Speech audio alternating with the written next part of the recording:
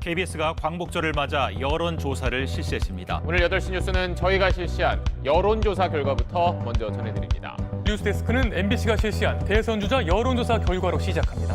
대선 후보 적합도에서 이재명 경기지사가 20%대로 오차 범위를 벗어나 윤석열 전 검찰총장을 앞선 것으로 이재명 경기지사 23.2, 윤석열 전 검찰총장 21.7, 민주당 이재명 후보 29.8, 국민의힘 윤석열 후보 19.5. 범보수 대통령 후보 적합도에서는 홍준표 의원이 18.5%로 16.8%를 얻은 유승민 전 의원을 오차 범위 내 앞선 1위였습니다. 하경원 후보 선거인단 결과 6만 1,077표, 여론조사 결과 28.27%, 이준석 후보 선거인단 결과 5만 5,820표, 여론조사 결과 58.76%.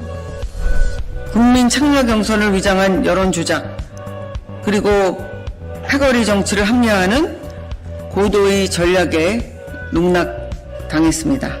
이근영과 윈지코리아 컨설팅이 이해관계 충돌 및 이권 개입 등으로 사회로운 연구소와 함께하는 주간 정기 여론조사 시간입니다. 한사연 이강용 소장님 나오셨습니다. 안녕하십니까? 안녕하세요. TBS가 한국사회여론연구소에 의뢰해서 차기 대선 후보 적합도를 조사한 결과 이재명 지사는 한 주 전보다 2.3%포인트 오른 29.1%, 윤석열 전 검찰총장은 2.4%포인트 떨어진 여론이 불어오는 곳 그곳으로 가네. 가시죠. 오늘 제가 여론조작 메커니즘에 대해서 얘기하는 것은 여론조사가 좀 조작될 수 있다. 이 정도 얘기하고는 차원이 다릅니다. 이것은 지금 부정선거 전체 메커니즘에서 굉장히 핵심을 차지하는 그런 것입니다. 여러분 지금 지난주에 제가 민경욱 의원님하고 인터뷰를 하면서 사실 이 판세표는 보여드렸어요. 저희가 곧 이제 발간하는 이제 때가 돼서 이제 최단기간 내에 이제 발간을 하려고 하는데 저희가 이제 발간하게 되는 책 해커의 지문, 이 해커의 지문 이 책을 여러분들이 많이들 예약을 지금 하셨는데 거의 한 500권 정도 예약이 들어왔는데 처음에 한 2,000부 정도 찍으려고 합니다. 이 해커의 지문을 여러분이 예약을 해주셨으면 좋겠는데요. 지금 부수를 대충 봤더니 지금 예약 들어온 것이 한 500건 정도 돼서 제가 한 2,000부 정도를 지금 찍으려고 하는데요. 이 해커의 지문이 정말로 중요한 책입니다. 이 해커의 지문을 이해하시려면 이 판세표 하나를 보셔야 됩니다. 한번 봐주시겠어요? 지금 이제 제가 이것을 좀 설명하는 것이 오늘 그 여론조사 그 메커니즘, 여론조작 메커니즘을 여러분이 이해하는 데 있어서 굉장히 중요한데 지금 이 표를 한번 같이 어렵지 않습니다. 공부하듯이 같이 봐야 됩니다. 제가 조금 전에 그 선관위가 그 선거가 끝나면 의무적으로 발표를 하는 그 선관위 홈페이지를 여러분에게 보여드렸어요. 그리고 그 조슈아 님이 이 홈페이지에 있는 이 자료를 모두 엑셀로 만들어서 다 뿌렸기 때문에 이 엑셀을 가지고 이 엑셀 데이터를 가지고 저희가 작업을 해서 결국은 팔로드 파티를 찾은 것입니다. 한 번 더 그 선관위 통계를 보여주시겠어요? 이 선관위 통계를 한번 잘 보십시오. 이 선관위 통계, 이게 전국적으로 선거 결과가 어땠는지를 보여주는 이 선관위 통계가 사실 지금 제가 보여드리는 이 그 표의 5번에 해당됩니다. 5번. 한번 5번을 한번 보십시오, 여러분. 이 5번이 보이시죠? 이 5번 개표 결과 판세표, 이 5번에 해당되는 것입니다. 그런데 이 5번에 해당되는 이런 조금 전에 보신 이 결과 판세표가 사실은 비슷한 판세표가 그 전에 4개가 더 있었다. 이렇게 생각하셔야 됩니다. 전국 1번 종로부터 253번 서귀포표까지 선거 결과가 어떠하여야 한다라는 것을 쫙 펼친 엄청난 규모의 이 판세표가 사실은 5개가 있었다고 생각하셔야 됩니다. 그리고 여러분들이 이 5개가 있다고 생각할 때 이 5개가 뭘 의미하는지 어느 정도 감을 잡아야지 여론조사 지금 이 메커니즘을 알 수 있습니다. 그리고 제가 왜 선관위가 하사하는 전화로 만든 것이 여론조사인가 이것도 이해할 수 있습니다. 지금 한번 봐주십시오. 지금 제가 5개를 표시를 했는데 지금 1번, 2번에 해당되는 것은 여론조사를 통해서 만든 것입니다. 여러분 지난번에 이건영 그 민주당 그 전략기획위원장이 선거가 끝난 날 판세표라는 것을 공개를 했던 것을 기억하시죠? 이것은 다 아실 것입니다. 이 판세표를 다 알고 계신데 지금 제가 여러 번 보여드렸고 많은 사람들이 이것을 판세표를 보여드렸기 때문에 이 판세표를 다 알고 있어요. 근데 여러분 이 판세표가 무엇을 의미하나? 사실은 이 판세표가 없었으면 지금까지 저희가 선거를 이 정도로 규명을 못 해왔는데요. 이 판세표를 잘 보시면 한번 자세히 보겠습니다. 이 판세표만 강조해서 한번 잘 보십시오. 일단 이 판세표를 보기 전에 이건영 씨가 어떤 분인지는 아시죠? 이건영 씨는 이번에는 이재명 캠프에 들어갔죠. 윈지 코리아라는 여론조사의 대표였고요. 그리고 이번에는 이재명 캠프로 들어갔습니다. 얘기가 나온 김에 제가 한 가지 더 덧붙이면 사실 이 이건영 씨는 전략기획위원장이 되기 전에 더불어민주당의 경선을 좌지우지한 사람으로 소문이 나 있었죠. 사실은 이 사람이 경선을 좌지우지해서 만든 의석이 30석이 된다라는 소문이 있어서 나중에 경선을 떨어지고 난 유승희라는 그 사람, 여러분 아시죠? 예전 국회의원 유승희 씨가 시위를 하기도 했죠.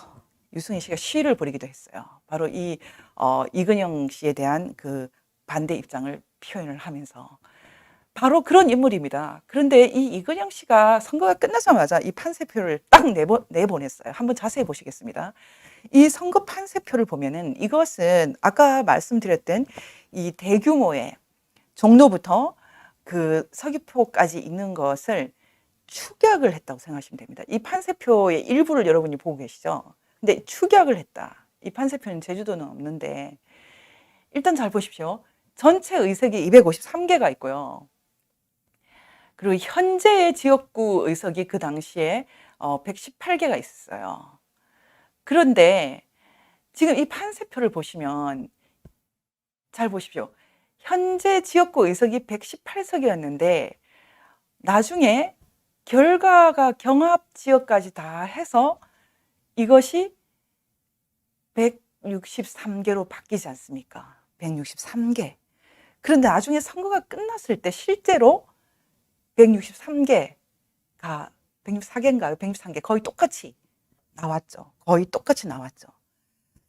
이것이 너무 놀라운 일이었어요. 한번 잘 보셔야 됩니다. 현재 지역구 의석이 118이었는데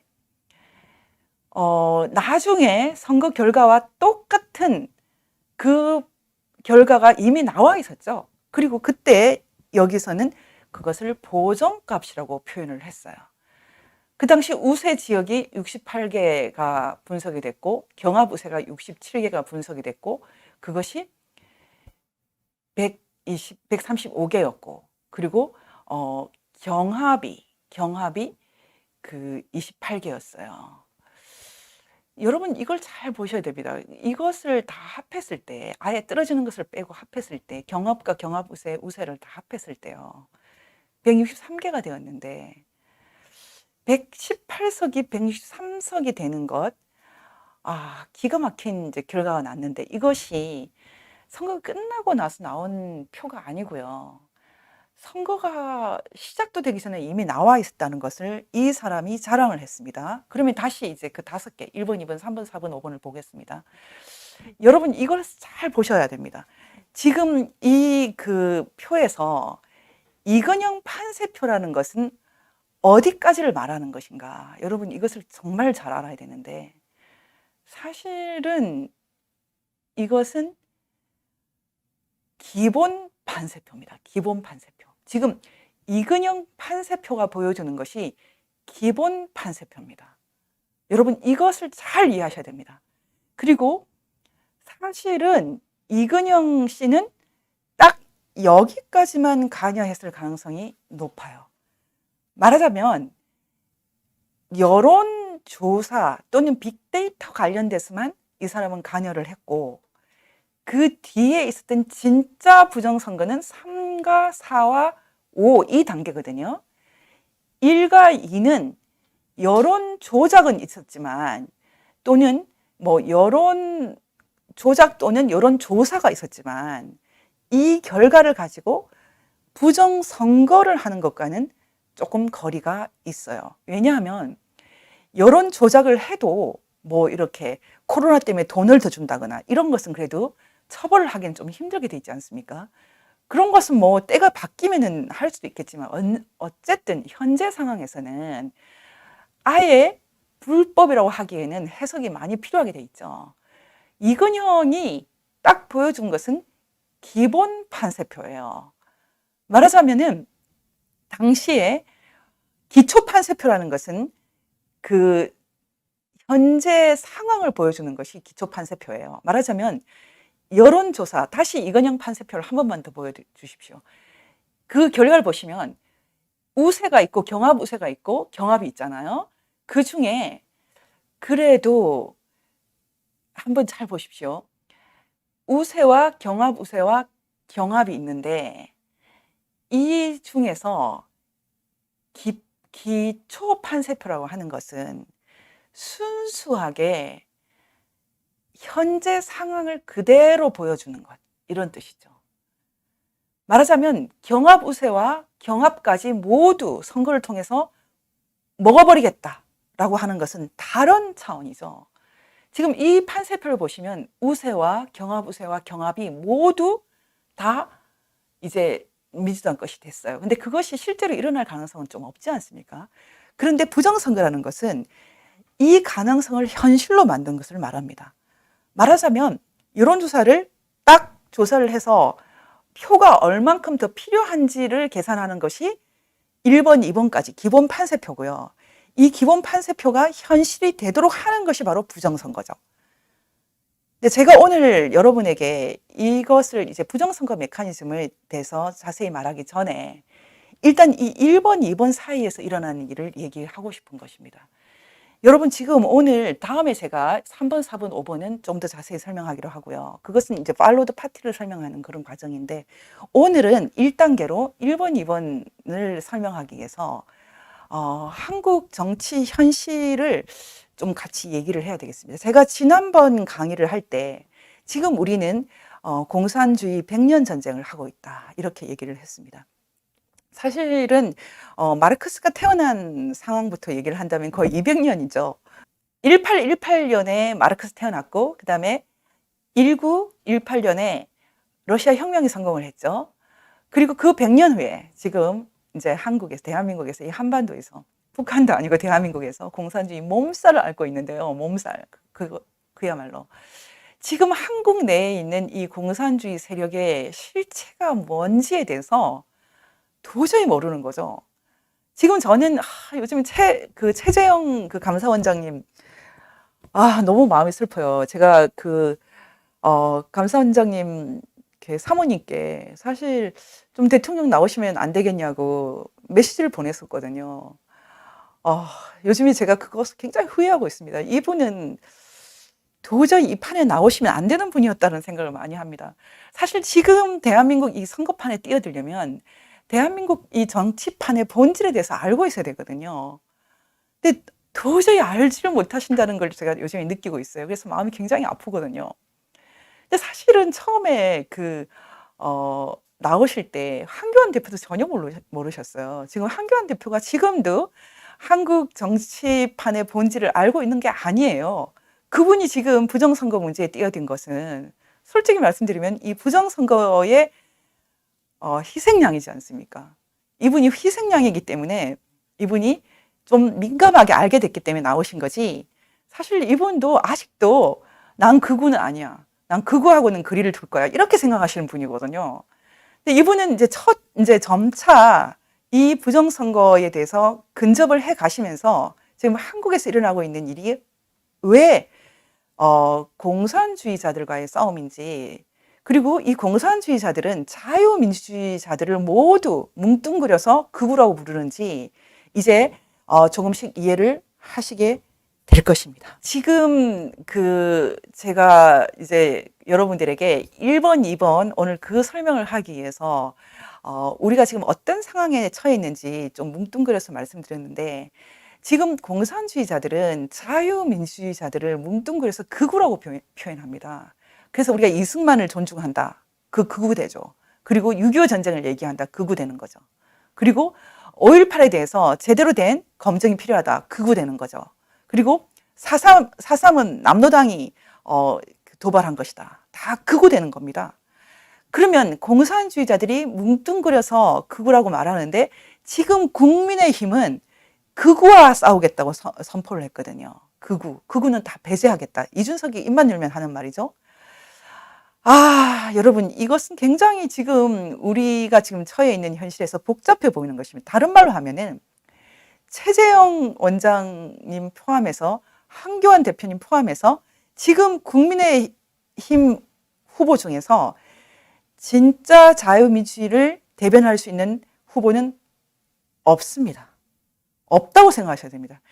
이분들 중에서 한교안 대표든 뭐 최재형 원장님이든 아주 깨어나셔가지고 급속하게 정신을 확 차리면 모르겠는데, 여러분들이 현재 국민의힘 내부에 진정한 의미에서 자유민주주의와 공산주의 이 대결을 인식하고 있는 사람이 없다고 생각해야지 이제 이해가 되지, 있다고 생각하시면 앞으로도 이해 계속 안 되십니다. 심지어는 탄핵 반대 운동을 그렇게 열심히 했던 정규재 대표도 왜 이 주사파 정권이, 이 공산주의 정권이 부정선거까지 할 수 있는지에 대해서 모르는 거 아닙니까? 결국 이분은 계속 고집을 부리고 부정선거 아니라고 하다가 다시 탄핵을 처음부터 끝까지 기획을 하고 지금도 탄핵이 옳다고 주장하고 있는 유승민을 껴안게 됐죠. 말은 비판적인 것 같지만 어제 있었던 뭐 유승민 정규제 굴에 들어오다 뭐 이런 인터뷰는 참 사실은 목불인견입니다. 목불인견, 한마디로 말해서. 정규제를 맞는 유승민 5년 만에 탄핵 이유 밝혔다. 뭐 엄청 간단한 이유죠. 뭐 최순실이 국정에 관여했기 때문에 탄핵했다. 그리고 문재인은 탄핵을 시킬 만한 뭐 잘못은 없다. 야, 여적죄 같은 거는 뭐 신경 안 쓰나 보죠. 그리고 최순실이 무슨 국정을 관여했나요? 최순실 관여해서 잘못된 국정이 뭐가 있긴 하나요? 야, 이건 기가 막힌 스토리입니다. 어쨌든 지금 결국은 정규재 대표가 유승민, 이준석과 이제 손을 잡게 되는데, 그것은 지금 한국에서 벌어지고 있는 사태를 전혀 이해하지 못하기 때문입니다. 전혀. 그래서 저는 이 올드 보이들의 시대가 끝나고 있는 것이 한편으로는 기분이 좋지만 한편으로는 대체할 세력이 없는 것 때문에 너무 마음이 힘들죠. 대신 저는 이 부정선거 규명 운동을 하면서 좀 유쾌해요. 왜냐하면 이 부정선거 규명 운동을 하시는 분들이 변호사님들도 그렇고 민경욱 대표도 그렇고 굉장히 똑똑하세요. 그리고 이때 여기에 같이 하는 젊은이들도 좀 멋이 있어요. 소수지만 이 소수가 다수가 될 것입니다. 다시 말하면 이 부정선거 규명을 하면서 새로운 세력이 우뚝 솟아나고 있다. 이렇게 생각하면 좀 기분 괜찮아요. 근데 여러분 한번 잘 보십시오. 지금 이제 우리가 지금 처해 있는 이 엄청난 상황 속에서 드디어 이 부정선거가 어떤 조건에서 가능해졌는지 이제 우리가 그 뿌리를 들여다보게 됐습니다. 저는 지금 이 부정선거의 모든 그 기획자, 가장 주범 중에 주범 한 사람을 대라. 이렇게 저한테 물어보면 일단 문재인 차치하고요. 부정선거 자체만 놓고 말했을 때 여러분 누구를 생각하십니까? 저는 이해찬 생각합니다. 두 번째 누구냐 이렇게 물어보면 저는 윤호중 이렇게 말합니다. 그럼 세 번째 넘버 3는 누구냐 이렇게 물어보면 저는 양정철 이렇게 말합니다. 그리고 넘버 4, 네 번째는 누구냐 이렇게 물어보면 고한석 이렇게 말하고, 다섯 번째 누구냐 이렇게 물어보면 조혜주, 저는 이렇게 말합니다. 제가 이렇게 말하는, 제가 작년부터 계속 이렇게 썼죠. 근데 아무도 제가 이렇게 말하는 이유를 물어보지도 않아요. 왜냐하면 이것에 대해서 대답하려면 한 3일 걸립니다. 근데 제가 오늘 압축적으로 대답을 해드리겠습니다. 일단 문재인은 그냥 뭐 현재 권력의 핵심이니까 당연한 거고 영순위. 근데 1번 이해찬, 2번 이근영은 아니에요. 빼셔야 됩니다. 이근영을 넣는 사람은 지금 부정선거 문제를 하나도 이해 못하시는 분입니다. 윤호중입니다. 2등은 윤호중. 세 번째는 양정철, 네 번째는 고한석, 다섯 번째는 조혜주. 제가 오늘 제가 이해찬을 주목하는 이유는 많이 있지만 이제 이 부정선거를 좁혀서 얘기하기 때문에 이제 본격적으로 들어가겠습니다. 사실 지난 30년 대한민국 역사를 다르게 규정을 하면은 중앙선거관리위원회가 괴물이 되는 과정입니다. 중앙선거관리위원회가 괴물이 되는 과정입니다. 우리가 예전 군부 독재랑 싸울 때는 중앙정보부가 괴물이 되는 과정이었죠. 중앙정보부. 그 결과로 결국은 대통령이 중앙정보부장에 의해서 시해가 되는 그런 상황까지 있었는데요. 여러분, 중앙정보부가 괴물이 됐던 역사가 있었고 지금은 중앙선거관리위원회가 괴물이 되는 역사가 있습니다. 여러분, 중앙선거관리위원회 뭐 사전적으로 이렇게 규정되어 있거든요. 한번 보실까요? 중앙선거관리위원회란 영어로는 뭐 National Election Commission. 분명히 Election Commission이라는 것은 선거를 관할하는 기관이죠. 커미션이라는 것은 위원회, 커미티라는 것이 조금 더 이렇게 뭐 비상시에 아주 짧은 기간에 한다면, 커미션은 그 위원회, 좀 독립적인 기구, 특별 기구가 좀 상설화되는 것을 말하는 거죠. 이 NEC라는 것은 대한민국의 선거와 대한민국 국민 투표의 공정한 관리, 정당 및 정치 자금에 관한 사무를 처리하기 위해서 설치된 국가기관이다. 국회, 정부, 법원, 헌법재판소와 같은 지위를 갖는 독립된 합의제 헌법기관이다. 여러분, 이렇게 돼 있는데 중앙선거관리위원회가 여러분 어떤 방식으로 괴물이 되는지 그 시작을 알리는 것은 바로 이해찬의 발언입니다. 이해찬이 1989년에 선관위에 좀 다른 걸 좀 시켜보자고 얘기했죠. 다른 것을, 어떤 것을 시켜보자고 얘기했습니까?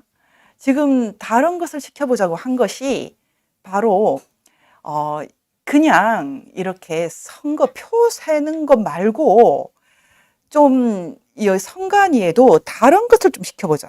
그 다른 것을 시켜보는 것은 이 다음 페이지 한번 넘겨봐 주세요. 이 1989년 제가 읽어드리겠습니다. 1989년 당시 중앙위원장인 이해찬 위원장님이라고 하는 것은 이 높임말을 쓰는 이유는 이 말을 한 사람이 이번에 그 선거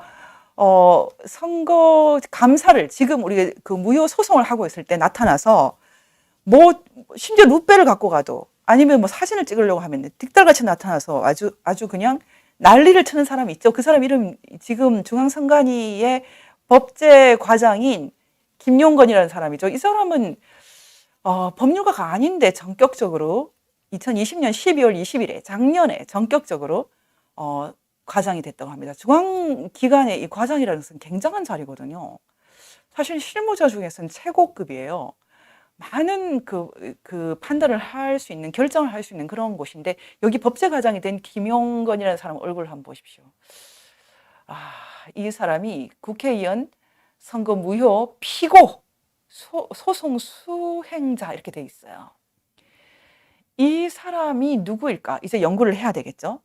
근데 이 사람이 최근에 동아시아 연구소라는 데 가서, 동아시아 연구원이라는 데 가서 워크숍을 열었죠. 동아시아 연구원에서 한국 민주주의 스토리텔링 전문가 토론회라는 데서 발제를 했죠. 한국 선거관리와 신생 민주주의 국가의 시사점, 이런 것을 이제 발제를 해서, 제가 알기로 이 발제를 한 사람이 아마 김용건 씨일 텐데, 이 김용건 과장이 깍듯하게 이렇게 말씀을 하셨죠. 그 얘기가 이렇게 돼 있습니다. 1989년 당시 중앙위원장인 이해찬 위원장님이 선거관리기관이 투표와 개표라는 절차상으로만을 완벽하게 관리한다고 해서 역할이 끝나는 것이 아니다. 그래서 선거의 전 과정이 불법, 탈법 없이 준법 선거가 이루어질 수 있도록 하는 것이 역할이라고 해서 최초로 선거관리기관이 선거법 위반 행위에 대한 단속 활동을 시작했다 이렇게 되어 있습니다. 여러분 원래 이런 것은 누가 하는 것입니까? 이건 경찰이나 검찰이 하는 거죠. 다시 말하면 경찰이나 검찰이 하는 것을 선관위한테 권한을 준 것이 이해찬이죠. 중앙선관위는 이해찬 거라고 해도 과언이 아닌 겁니다. 왜냐하면 표를 정확하게 세는 것은 누구나 할 수 있죠. 뭐 그거 표 센다고 해서 권력이 주어지지 않죠. 하지만 선거 과정의 불법, 탈법을 관리하는 것은 일종의 사법권이죠. 이 사법권이 주어진다는 것은 드디어 선거관리기관이 권력기관이 되는 것입니다. 선관위가 이제 선거법 위반 행위에 대한 단속 활동을 시작하면서 사실상의 수사권을 갖게 된 것입니다. 당시 동해시에 출마한 후보자들 전원을 검찰에 고발을 함으로써 선례를 만들었죠. 그때만 해도 사실은 검찰에 고발하는 것 이 정도인데 지금은 어떻게 됐습니까? 지금은 선관위가 하는 이 권한이라는 것이 상상을 못합니다. 상상을. 사실상의 수사권을 갖고 있죠. 조사라고 표현하고 수사라고 표현하지 않지만은 사람을 부를 수가 있다. 일종의 구인권이 있다는 거죠. 무시무시한 겁니다. 다시 말하면 지금 정치를 하는 사람은 선관위에 벌벌 떨게 되어 있죠. 선관위가 처음에 표만 세다가 이제는 수사권도 갖게 된, 준수사권도 갖게 된 것은 선관위에 이런 권력을 부여해 준 인물이 있는 거죠. 그 인물이 바로 이해찬입니다. 그 결과가 지금 30년째, 32년째 선관위가 괴물이 되는 과정입니다. 선관위가 괴물이 되는 것은 이해찬이 제일 먼저 선관위에 바로 이런 권한을 주자고 했던 것이 한 단계가 있었고, 또 하나는 전자개표기를 도입한 2000년대. 그리고 또 하나는 이것이 정말 중요한 것입니다. 선거 과정에 여론조사가 들어가기 시작하고 나섭니다. 여러분, 선거 과정에서 여론조사가 들어간다는 것이 얼마나 무시무시한 것인지 아시겠습니까? 왜냐하면 선거 전에 경선 과정이 있지 않습니까? 그 경선 과정에서 국회의원이든 대통령이든 컷오프가 된다, 걸러진다는 거죠. 그것은 무엇으로 그럽니까? 여론조사로 그러죠. 근데 그 여론조사가 그렇다면 민의를 정확하게 반영해야 되는데, 사실 우리가 생각할 때 민의를 정확하게 반영한다는 것은 여론조사가 아니고요. 직접 선거에 나가서 표를 찍어야 되지 않습니까? 표를 찍어야 되지 않습니까? 그런데 표를 찍기 전에 이미 걸러준다는 거죠. 여론조사가 선거 과정에서 핵심적인 방법이 되면서 선관위가 또 한 번 괴물이 됩니다. 왜냐하면 선관위에 어떤 기구가 있습니까? 중앙 여론조사 선거 여론조사 심의위원회, 바로 이것이 괴물 중에 괴물이죠. 중앙선거 여론조사 심의위원회가 사람들이 지금 어떤 곳인지 몰라요. 그렇지만 여론조사 하시는 분들은 다 알겠죠. 여심이라고 부르죠. 여심. 이 여심이 어떤 기관인지 아시면 여러분 지금 한국이 왜 대한민국이 중앙선관위 손에서 녹아 없어졌는지, 녹아 내렸는지 그 비밀을 훤히 알 수 있습니다. 지금 여러분이 생각할 때 선거 여론조사라는 것이 무엇이라고 생각합니까? 제가 오늘 선관위가 하사하는 번호로 돌리는 것이 ARS다 이렇게 말했는데, 사실은 여러분 여론조사라는 것은 예전에 우리가 좀 어릴 때만 해도 일일이 물어보고 다니는 거예요. 사람들 하나하나 붙잡고 10분만 20분만 해주십시오. 그러면 제가 이거 드리겠습니다. 선물 드리겠습니다. 이게 가장 정확한 여론조사였죠. 그리고 또 하나는 전화를 겁니다. 사람이 얘기를 합니다. 안녕하세요 이렇게 얘기하면서 제가 오늘 이거 물어볼게요. 꼭 이거 좀 대답해 주세요. 이렇게 하는 게 여론조사입니다. 요즘 여론조사 이렇게 합니까, 여러분? 지금 한국 그 업계에서 진정한 의미에서 좀 제대로 그래도 전화를 걸어서 여론조사를 하는 데는 사실 2군데밖에 안 남았습니다. 갤럽과 한국 리서치. 그나마 전화를 좀 걸어보는데, 전화를 걸어도 정확하지가 않는데, 지금은 그냥 전혀 그런 여론조사 기관이 노력이라는 걸 하지 않고 그냥 ARS를 돌리지 않습니까? 여러분 생각할 때 이 ARS를 돌리는 여론조사 회사가 몇 개쯤 되는 것 같으세요? 300개가 넘습니다. 근데 이 300개가 넘는 것 중에서 이 여심이 중앙선거 여론조사관리위원회에서 너는 괜찮아, 당신은 괜찮아 하는 것을 뽑습니다. 그게 바로 80개가 있습니다. 선거 관련돼서 질문도 할 수 있고 여론조사 기관으로 당신들 이거 괜찮아라고 그래도 인정을 해주는 것은 80개가 있어요. 그러니까 엄격하게 말해서 이 80개 정도가 지금 여론조사를 하지 않습니까? 이 기관이 여심에 등록이 되어 있습니다. 한번 보십시오. 80건 이렇게 토탈이 되어 있고요. 제가 지금 80번부터 거꾸로 이렇게 보여드리고 있어요. UITEL, 윈폴, 미디어 토마토, 데이터 스프링 코리아, TNO 코리아, 충청 리서치, 리서치 퍼스트, 넥스트 리서치, 미디어 리서치, 코리아 픽스. 여러분 이 중에 아는 회사 있으세요? 이건 최근에 다 등록되는 회사죠. 지금 이제 그 선관위에서 인정하는 회사가 이제 80개 정도가 있어요.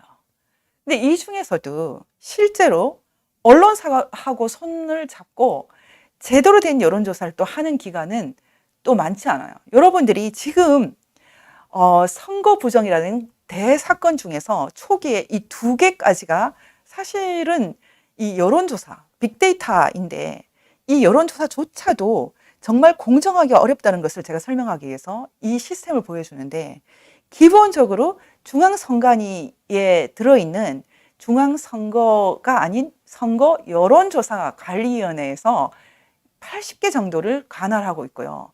이것도 선관위 눈치를 보는 아주 선관위와 밀접하게 관련돼 있는 규제 대상인 기관이고, 이 사람들은 선관위에 잘못 보이면 큰일 납니다. 큰일 납니다. 보십시오. 지금 이 선관위에 보면은 공표 보도 불가 현황, 이런 것은 공표하지 마라, 보도하지 마라. 선관위한테 허락을 받아야 되죠. 그리고 이렇게 심의를 했더니 이건 안 된다. 심의와 그래서 조치를 했던 내역도 쫙 기록을 합니다. 그러면 선거 이 회사들이 공신력이 낮아지기 때문에 선관위에 벌벌 떨어야 되는 거 아닐까요? 기본적으로. 기독교 싱크탱크 여론조사 공정이 2021년 7월 3일에 한 여론조사가 지금 보도 공표 못하게 돼 있네요. 여심이 얼마나 센지 여러분 감을 잡아야 됩니다. 그렇다면 지금 언론사와 이제 손을 잡고 하고 있는 여론조사 기관이, 왜냐하면 언론 기관이 이렇게 좀 부탁하는 것은 비교적 좀 그래도 좀 자유로워요. 근데 지금 한번 보십시오. 지금까지 언론사와 결탁돼서 하고 있는 여론조사 회사가 한 몇 개나 될 것 같습니까? 제가 한번 표를 보여드릴게요. 지금 이제 최근에 했던 여론조사를 봤을 때 언론사별 여론조사 수행기관 리스트를 한번 보십시오. 지금 여기서 한국 리서치, 코리아 리서치, KBS는 칸타코리아, 디오피니언, 한국 갤럽, 에이스 리서치 이 정도 보이고요. MBC, 코리아 리서치, 한국 리서치, 리얼미트가 있고요. 그리고 KSOI가 있고요. 그 다음에 엠브레인 퍼블릭, SBS는 넥스트 리서치, 입소스, 코리아 리서치, 한국 리서치, 리얼미트, 칸타코리아, JTBC는 리얼미트, 갤럽, 한국 리서치, 거의 다 겹칩니다. 그리고 ID 인큐, 현대 리서치. 그 다음에 TV조선은 칸타코리아, 매트릭스 리서치, MBN은 RN서치, 한국 갤럽, 그 다음에 매트릭스 리서치, 리얼미트. 웬만하면 다 겹치고요. 다 합해서 여러분 한번 계산해 보십시오. 겹치는 거 다 빼고 뭐 10여 개밖에 안 되지 않습니까? 사실은 300개도 넘는 여론조사 기관 중에서 그나마 선관위에 등록돼서 선관위의 규제를 받는 것 한 80개 정도 있고, 그나마 방송 3사와 언론사가 돈을 주고 이렇게 조사하는 데는 한 10몇 개 정도입니다. 근데 이 10몇 개도 선관위에 벌벌 떨어야 됩니다. 이 사람들이, 이 기관들이 선관위에 신고를 해야 되는 경우가 있는데, 신고할 때 철저하게 모든 내용을 다 신고해야 됩니다. 선관위에 신고해야 되는 내용이 뭔지 한번 보여드릴까요? 한번 보십시오.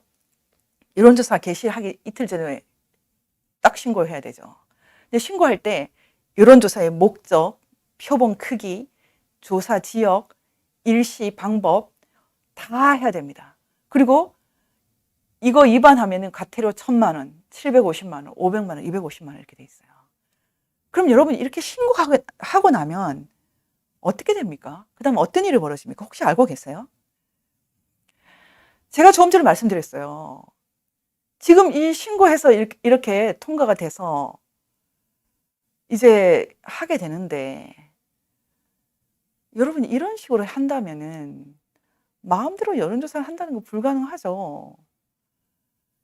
결국은 짧은 시간 동안 준비를 해서 뭔가 빨리 결과를 내야 되기 때문에 큰 표본도 할 수도 없어요. 근데 가장 중요한 것은 이것입니다. 실제로 그러면은 특히 선거 여론조사를 할 때 결국은 ARS를 돌리게 되는데요. 이 ARS 번호는 어디서 받아옵니까? 이 선관위가 다 허락을 해주는 뭐 표본이라든지 다 선관위에 신고를 해야 되는데, ARS 이 번호는 어떻게 확보를 합니까? 그것은 SK, KT, 그리고 LGU 플러스에서 받아옵니다. 아예 중앙선거 여론조사 심의회에서 이렇게 발표를 하고 있죠. 그리고 이거 하기 위해서 필요한 휴대전화 가상번호 받잖아요.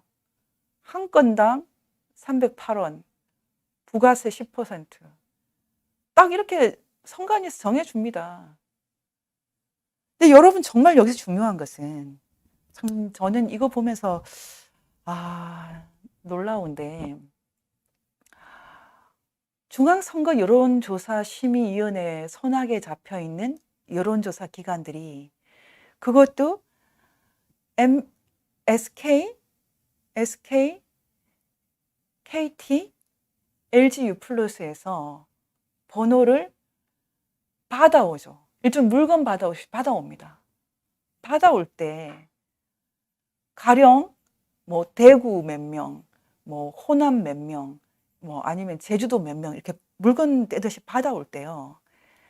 필요한 것에 30배까지 받을 수 있어요. 그 이상 받으면 안 돼요. 말하자면 제가 지금 한 100명 정도를 이제 들어보고 싶어요. 그러면은 3,000명까지 전화번호를 받아와서 그중에 이제 100개를 받아야 되는 거예요.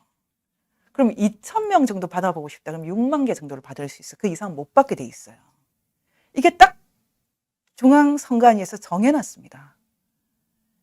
여러분 제 얘기가 지금 이해가 되십니까? 이거 정말 이해해야 됩니다. 처음으로 돌아가서 우리는 선거를 하면 수천만 명이, 3천만 명이 유권자가 선거를 해서 정확하게 민의를 대표하는 국회의원이라든지 대통령을 갖고 싶어요. 그런데 이 사람들을 뽑기 전에 벌써 경선 단계에서 중앙선관위와 여론조사 기관이 완전히 컷오프를 시켜버립니다. 이번에 국민의힘 선거를 할 때 이미 우리가 경험을 했어요.